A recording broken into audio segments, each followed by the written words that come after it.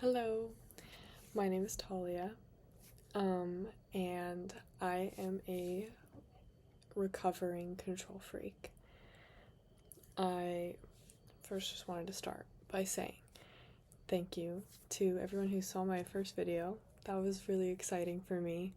I am really glad that it resonated with so many people and that, you know, you're gonna stick around and hopefully tune into what I say. So, yeah. I think I just wanted to start by talking about control. And I touched a little bit on it in the last video about how, I am very burnt out. And a lot of that is because of the, hyper grind set, hyper productivity, that I feel like I have to do all the time. But also it stems from a place of needing to be in control. And there's so many reasons for that. I mean, I have had a lot of my young life, I felt like I was losing control or out of control, and I have a fear of losing control or not being in control from various things. And I think that that's a pretty common thing for a lot of people, or it definitely is something that I've heard from a lot of people that I've talked to. But for me, I think it manifested a lot in the way of, having to force my way to get a specific thing or be in a specific space. An example of this, I think, is I am very much the person to take control in a group project, or I am I lead a club right now, and I take on a lot of other roles that necessarily don't need to be taken on sometimes because I have fear that, it won't be done in the way that they need to. And that has burned me out a lot too. And so from that, I wanted to talk about the path forward. So for me, I think it's a mindset shift that you have to go through, where a lot of the need for control comes from a lack of trust. And I didn't have trust in a lot of things in my life for a very long time. In a lot of people, in just, things happening the way that they were supposed to. And so that's, again, hence why I tried to control everything and all my, all the situations of my life. When I look at my first 21 years of life, I have been in the right moment at every time, even despite being in very hard situations and dealing with really hard things. I can recognize that now and understand that there was benefit because I learned a lot of really great lessons. And it's not necessarily these things were great.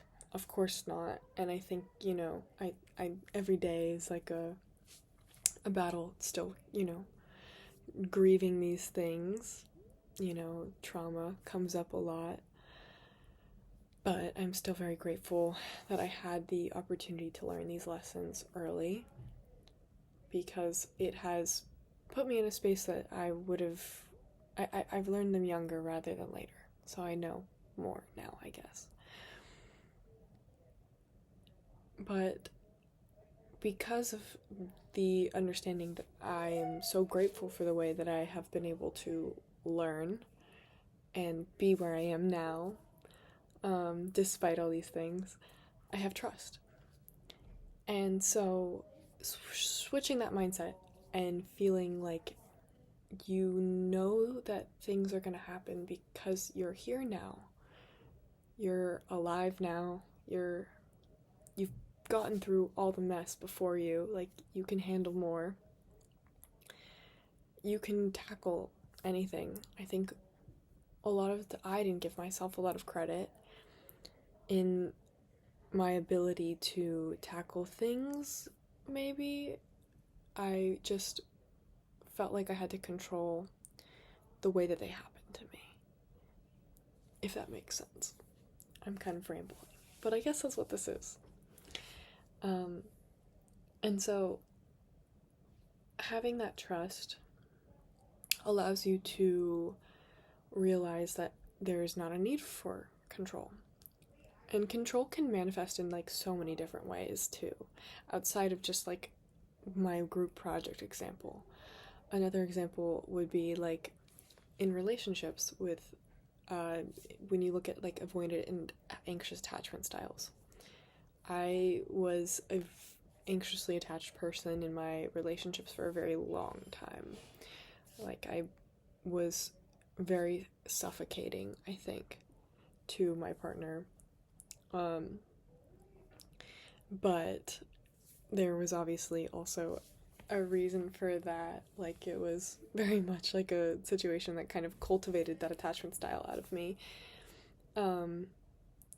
So I am very much out of that space now, and I realize now that like I can't force someone to love me. I can't force things to happen a specific way. Another example would be like working out. Working out is great. I love working out. I think it's so fun and it is so good for my mental health. But there was a time where I was working out every single day because I wanted to feel better. I also wanted to look better. So another thing is like controlling how you look to an extent that's not healthy.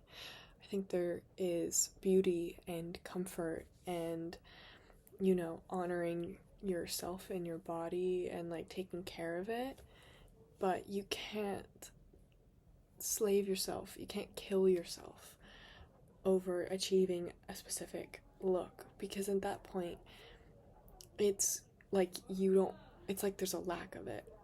I touched on this in my other video too. Approaching it from like a lack mindset perspective, it's like there's enough. You are beautiful how you are. I think that's another topic too, but I think I'll touch on it here too. Everyone is so beautiful. Everyone has something that is so beautiful about them. And I think that that is one of the most grounding and groundbreaking realizations that I hope everyone can come to. There is literally something so beautiful about every single person.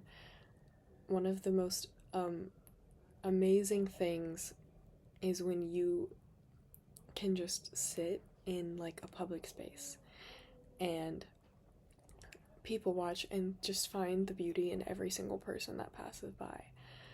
Because everyone is so unique and has something so beautiful about them, and there's no need to be so fearful that you aren't good enough to the point where you have to work out over and over again, not leaving enough time for recovery or repair, and just burn yourself in the process, because in the end you're just hurting yourself and you're dampening your beauty that you already have. So it's a balance. Approaching these things with balance is another really important thing. But I guess the main gist I want to highlight on all of this, to kind of round out this video, is have trust that things are going to happen the way that they're supposed to, and don't try and control the outcome. One last, I guess, example or anecdote I'll give is in high school, I really wanted to go to my dream university at the time. And I didn't get in. I thought I was going to get in, and I was really heartbroken. But if I had gone there, it would have been like the worst mistake of my life. I mean, I went to another university that I hated also, and I transferred after 2 years. But the lessons that I learned there were so vital to who I am today. The hardships that I experienced there, the things that I went through they were so formative for me. And if I had gone to the other university, which I also probably would have transferred out of, it would have been almost impossible, I think. I don't even know if I would have been able to transfer because it was out of state from where I'm from. So now I'm at a university I love. I have people around me who are great. I'm, dealing with things one day at a time, but I'm not trying to control a specific outcome. And I think another important thing that is really cool or important to look at is analyze the things that you are trying to control. Why are you trying to control this outcome? What is fueling that? What root cause or root feeling within you is driving that egoically? Because it typically is an egoic thing. I mean, I really wanted to go to this university because I really wanted family recognition. And it was a, very prestigious school. And my whole family, I had a lot of family who went there. So I wanted this solidarity from them. I wanted this recognition from them. And I wanted to, be seen as like this really smart individual.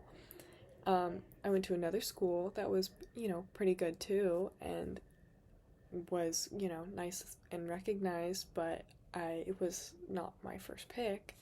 And I picked this school that I ended up going to instead because it was the best school, admissions-wise, that I had gotten into out of high school.